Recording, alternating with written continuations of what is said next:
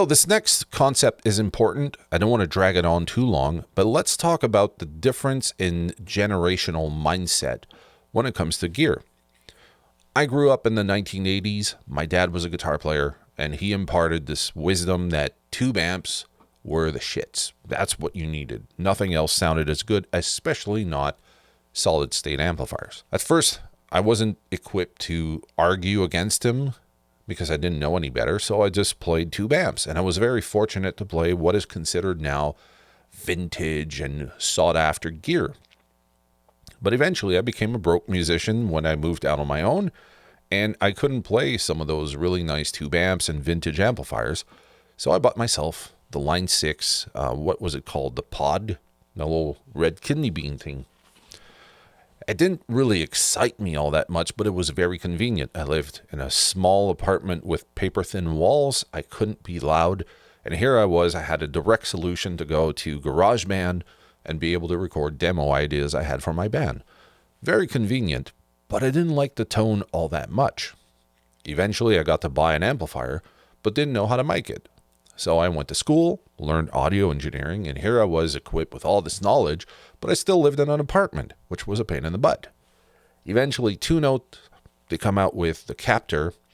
I buy that. It's a direct solution. I can put my amp through the Captor, send that out to my computer, still record, but I preferred the sound here because I could actually engineer on my end some very unique tones with pedals and stuff like that. And it sounded different than most plugins. But plugins got better, and they were cheaper. And eventually, I was starting to dabble into the whole plugin concept.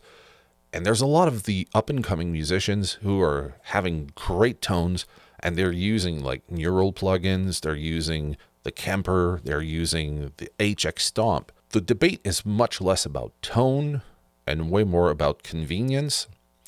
Tube amps for my generation are awesome. There's some younger players, I'm sure, that appreciate tube amps, and there's older musicians that probably embrace the new technology.